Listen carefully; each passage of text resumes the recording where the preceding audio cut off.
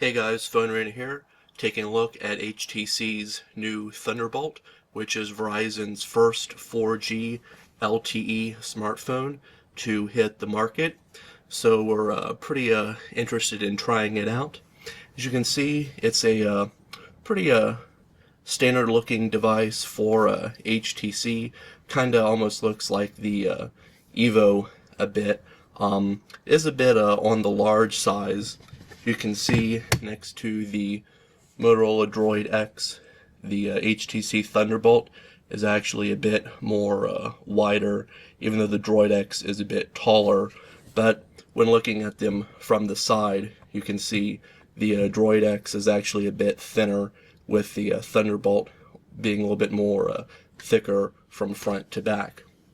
Located on the front, we have a pretty decent 4.3-inch WVGA resolution display. Shows the images and text are real nice and crisp on here. Below that, you also have the 4 touch-sensitive capacitive buttons, which can take you back to your home screen, menu, back a step, and search. Up on top is your standard earpiece speaker. There's also a hidden LED indicator that will flash when you get a new message and also when you're charging the battery. And also a 1.3 megapixel camera on the front that you can use for taking self-portraits. Hopefully the functionality for video chat will be added on here soon. Over on the left side, you got your standard micro USB data port. Up on the top is the power button, 3.5mm headset jack. The only thing we don't like about the power and lock key up here is it's pretty small and flush with surrounding plastic, so it's kind of hard to find by touch alone. Over on the right side is your volume rocker, and on the back is a 8 megapixel autofocus camera with dual LED flash. Also a handy kickstand pops up, which is good when you want to watch some movies. The only thing we don't like here is it covers up the rear speaker, so it can kind of muffle music or ringtones while it's closed flat. But overall, it's a pretty well made device. It's constructed out of plastic, comes in about 6.23 ounces, so there is some definite weight to it. Definitely feels a little bit heavier than the Droid X and even the iPhone 4. So it's a big device. It's kind of on the heavy side, so keep that in mind if you're looking for something that's more small, slim, and lightweight. Taking off the rear battery cover can be a bit of a challenge. Once you do that though, and you pop the actual 1400 milliamp battery out, you got a slot down here on the bottom for you to put your Verizon 4G SIM card. This pops in there, slides into place. One thing that's nice about the ThunderBolt is it actually comes with a SanDisk 32GB Class 4 memory card already pre-installed. This is actually currently the only Verizon smartphone to include a 32GB memory card.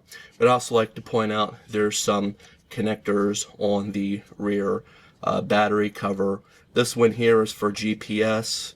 This one here is unlabeled, but we think it's for the LTE, because if you try to use the device without the cover on, it doesn't pick up the 4G signal, drops down to either 3G or 1X. So you definitely want to make sure you got the battery cover fully secured on here, just so you can get that connection up here on the top to make sure you're getting a 4G signal.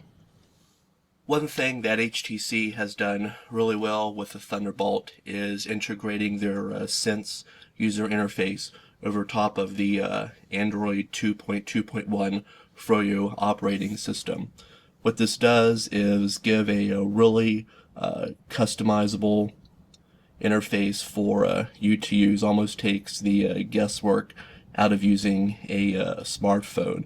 Android's already pretty easy to use, but the HTC Sense makes it even easier. You can see you've got 7 different home screens here that you can customize with widgets, links to other applications, As you can tell, it's a pretty fluid movement going between the different home screens. You also have your helicopter view that you can jump from one home screen to the next really effortlessly. Down here at the bottom, there's a little icon that will take you to different personalizations. There's a total of 6 different scenes here that you can choose from. What that basically does is loads up different widgets and application links by default. So like for instance, the work one here will have dual time zones and also your calendar right there front and center. So definitely has some good customizations, even more so going into the different skins. There's 5 different skins here, which if you choose wood,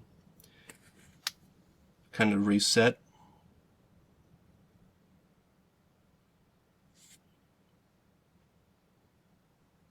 And your phone is still laid out the same, but as you can see, it gives a little bit of a wood grain to everything on there. So the different customizations is really something that the HTC Thunderbolt does really well here.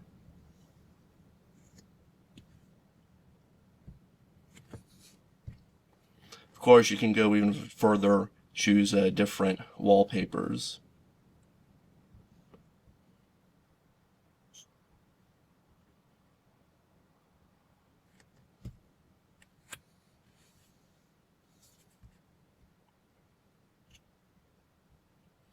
So you can definitely make this phone your own with the different personalizations that's available for it.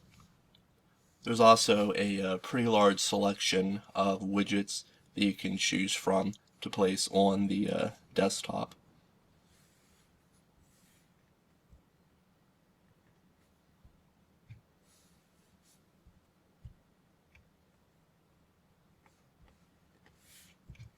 Or you can choose different applications, links to be selected to the desktop, as well as specific shortcuts, and as well as different folders.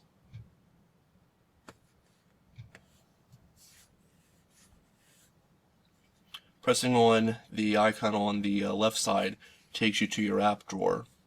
As you can see, moves really quickly. All your apps are shown there. By default, it's going to show it in a grid view, or you can choose to a list view depending on your own taste. You can also sort it.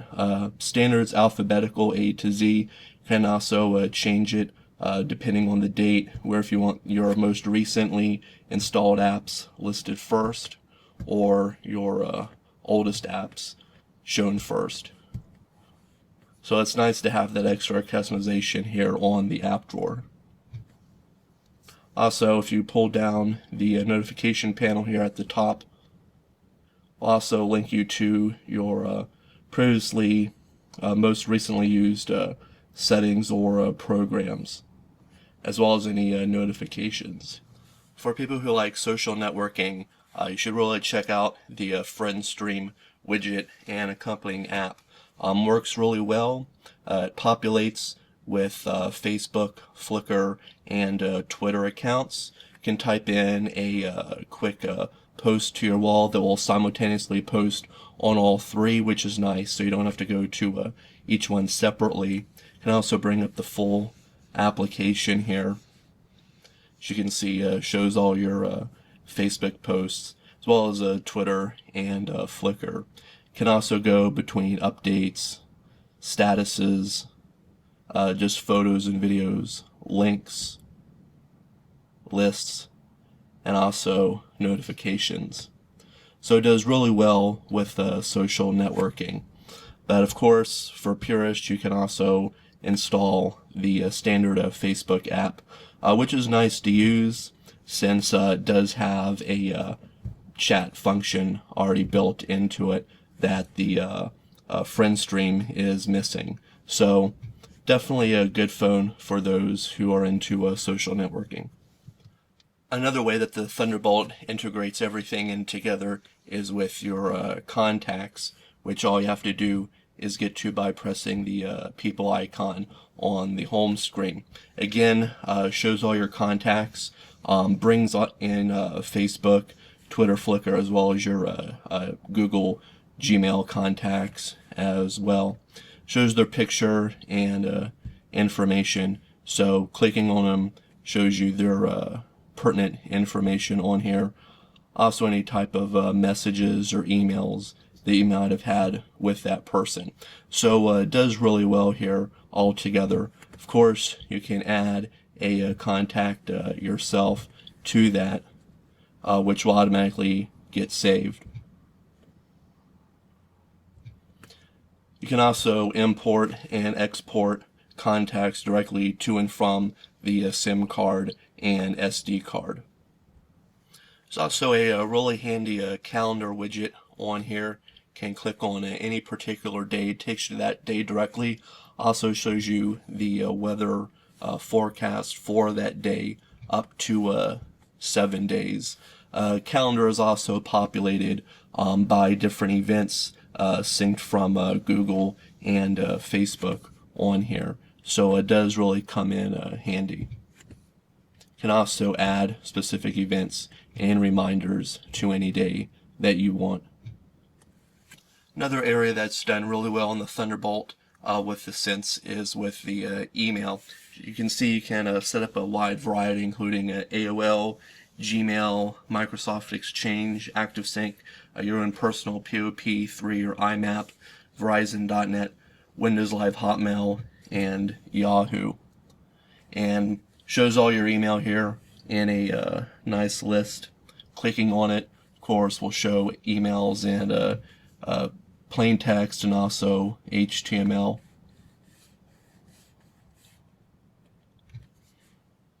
Want to compose an email? Can use the keyboard in either a portrait or flipping this own sideways landscape QWERTY keyboard. Now, of course, one of the most impressive things about the Thunderbolt is that it makes use of Verizon's 4G LTE network. We have got the Thunderbolt down here on the bottom using 4G, and also the Motorola Droid X up here on the top using the standard 3G EVDO. Now what we're going to do is load up the PhoneArena.com website on both of these.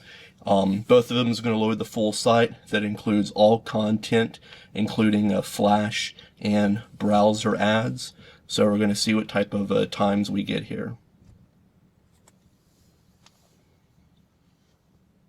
As you can see, it's already started to load on the Thunderbolt.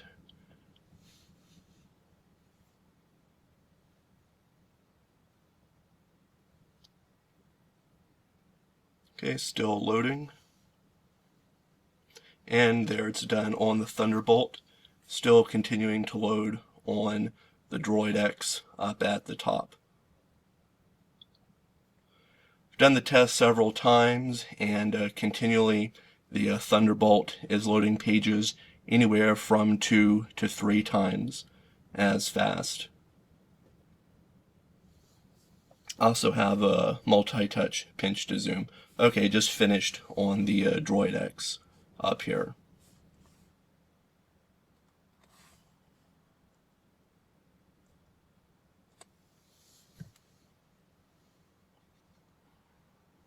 Again, as you can see, Thunderbolt is loading faster than the Droid X.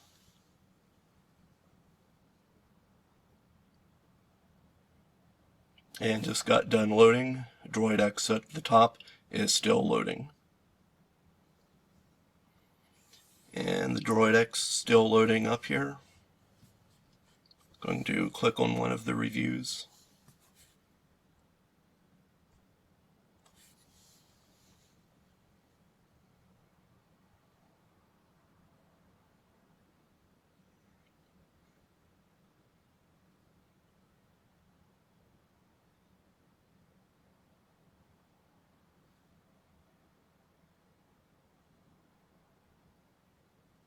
And Thunderbolt's done. Droid X continuing to load up there at the top. So as you can see, for web browsing, definitely going to get faster load times here with the Thunderbolt.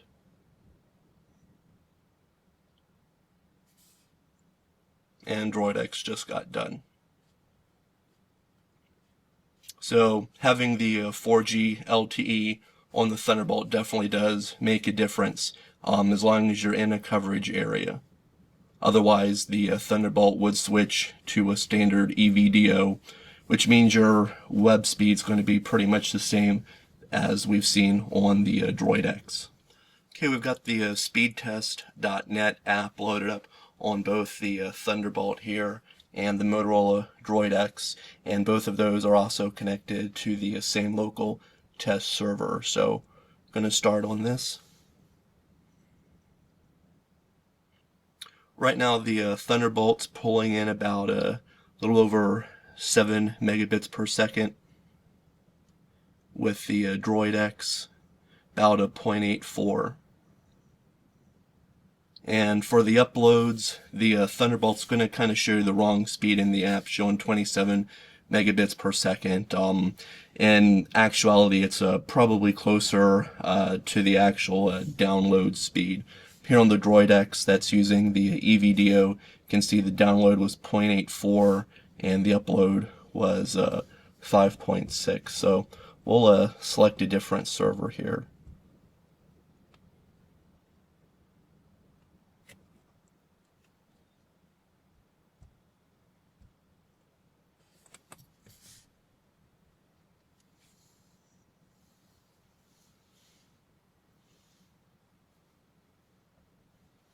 As you can see, Thunderbolt's pulling in about 10 megabits on the download, which really blows the 3G Droid X out of the water.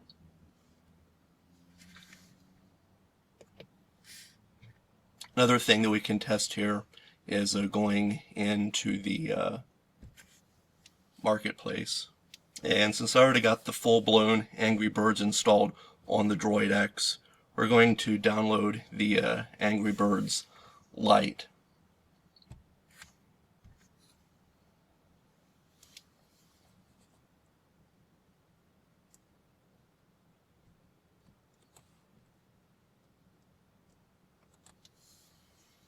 Now, as you can see over here, it's installing pretty fast on the Thunderbolt. Over here is the Droid X. You can see it's hardly even downloaded at all.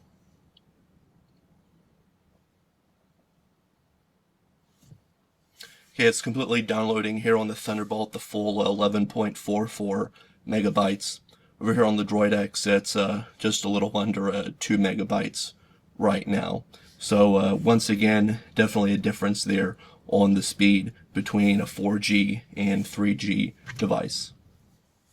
But if you have a 4G connection here on the Thunderbolt, you can also spread the love around using the included hotspot. All you have to do is make sure you've also got Wi-Fi turned on, and it will start up the hotspot.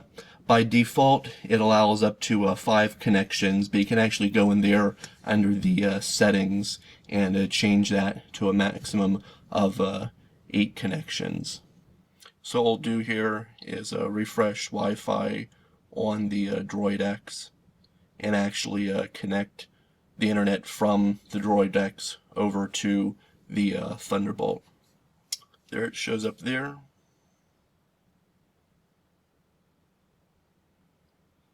And since we've already previously connected to it, it's automatically reconnected there. So actually right now the Droid X is using the 4G connection off the Thunderbolt via Wi-Fi between those two. So for instance, if we go back to a speed test quickly just to see what we'll get here.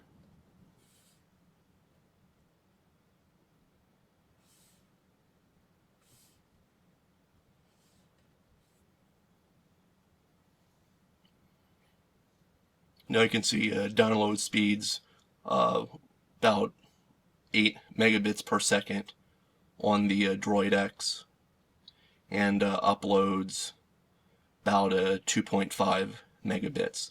So that's sharing the 4G connection off of the Thunderbolt. Of course, if you got several devices such as laptops and other phones connected to it, probably will slow it down some, but it is a nice feature to have nonetheless. When you go into the USB connection type, you'll see there's different choices on here when connecting it to your PC. By default, it can charge. There's also a HTC Sync. You have to download that program to your computer, but it will easily allow you to transfer over your contacts, calendar, as well as media files such as pictures and videos. Disk drive, which mounts the phone to your computer and shows the 32 gigabyte memory card on there. There's also a internet connection mode, which is actually pretty interesting. While the phone's connected to your PC with the USB cable, it actually uses the 4G internet on the phone for the internet connected to the PC. We did this on the Thunderbolt and was able to get a little over 11 megabits per second download to our PC on there. There's also a media sync if you want to sync media files directly, such as to Windows Media Player, as well as an internet pass-through. So say you're in an area where your Thunderbolt isn't picking up internet, but you have internet on your PC, it basically does the reverse of internet connection mode. It actually streams the internet from your PC directly to the phone. So there's definitely some nice options here while it's connected to your PC. The camera on the back of the phone allows you to take pictures up to 8 megapixels in size. There is no default camera button on the exterior phone, so you have to use the screen to actually take a picture. You can tap somewhere for it to focus. Then when you're ready to take the picture, you just snap the shutter icon over there on the side. You can also choose between having the flash on automatically and also manually. There's also some different camera effects that you can choose from as well, which can make things a little bit interesting. Show you some of the pictures here in the gallery. Does macro shots pretty well. This one's taken with the flash, but you have to take a flash picture a couple times since it tries to focus in the darkness. That's the first time we tried to use the flash, and as you can see it's blurry and kind of got a little bit of a blue tint to it. So after a few times we're able to get a pretty decent flash picture on there. There's also medium light and strong light. This picture here was taken outside with the 8 megapixel camera. And this one was taken using the front 1.3 megapixel.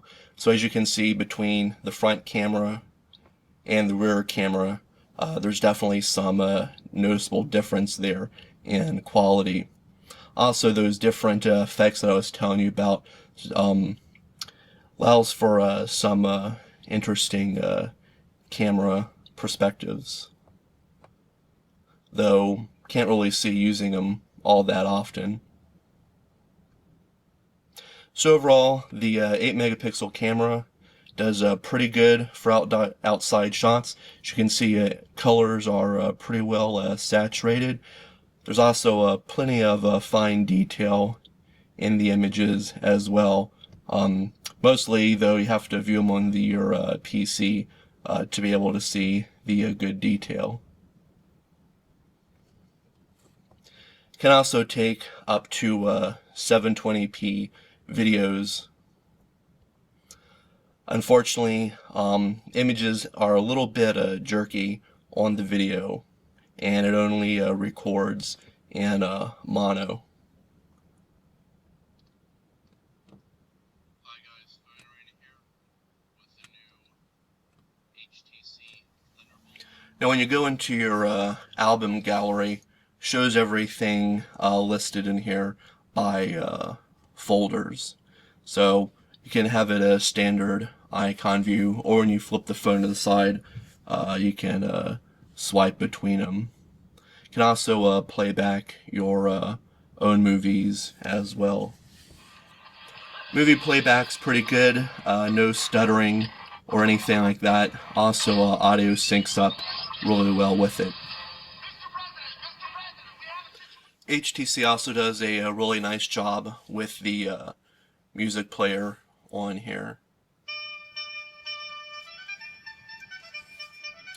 It's also different musical effects that you can choose between.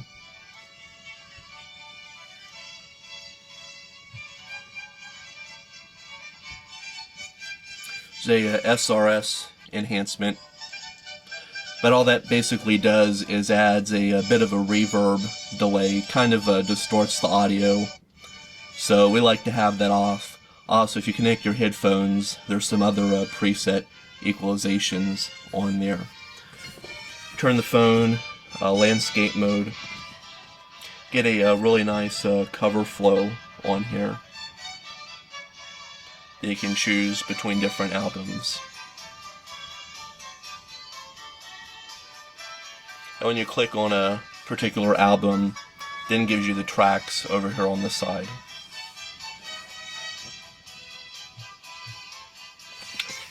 There's also a pretty useful desktop widget down here for your music.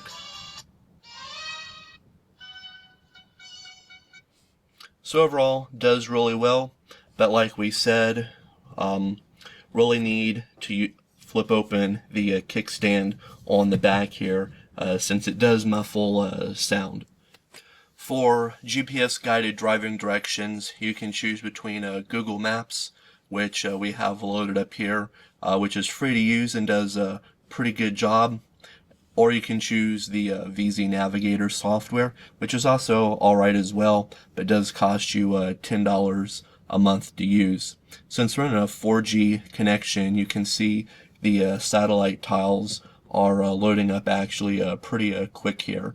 So if you're driving around and have your navigation set to satellite mode instead of just standard street mode, it will load up the tiles pretty quickly. So overall, we're really satisfied with the combination of Google Maps with the 4G network.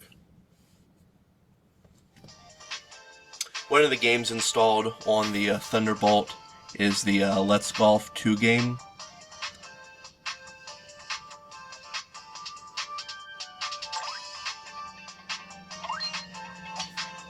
As you can see, graphic quality is pretty good on it.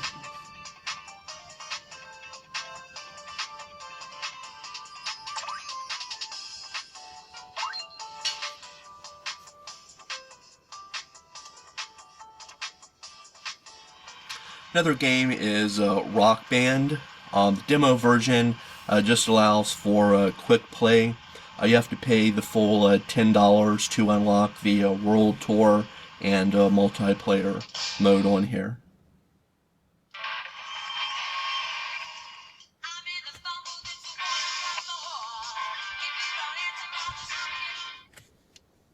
So it works pretty much like the standard Rock Band game. Now if you and your friends have the multiplayer mode when buying the full version, you can actually play with each other over the 4G internet connection. Two other useful programs is Quick Office and Adobe Reader. With Quick Office, you can use it to open up Excel, PowerPoint, and also Microsoft Word documents.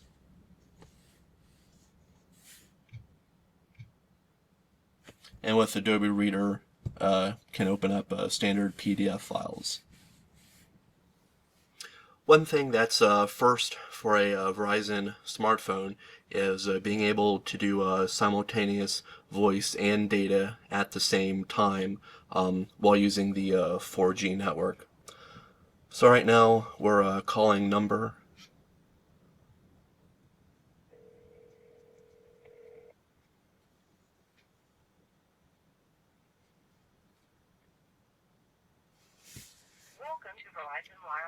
And also going back to use the internet browser.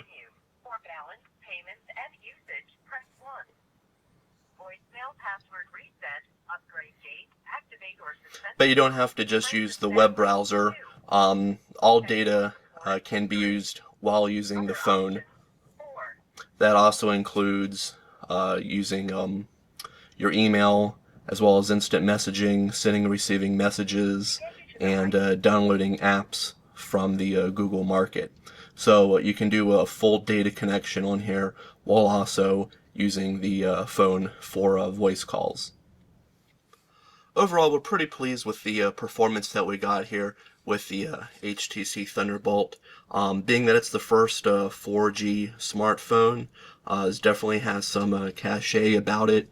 Of course, there's also some other 4G smartphones that should be coming out over the next few months. Those includes the Motorola Droid Bionic and the LG Revolution. There's also a one by Samsung coming out too. So we'll have some competition down the road, but right now it's pretty much the only kid on the block with 4G for Verizon. That's a smartphone other than their 4G USB modems. The 1 gigahertz Snapdragon processor that's included does a pretty good job with the device. Our quadrant benchmark scores ranged anywhere between 18 and 1900, so pretty pleased with that, as the Droid X usually gets anywhere between 1350 and 1400 on its benchmark scores.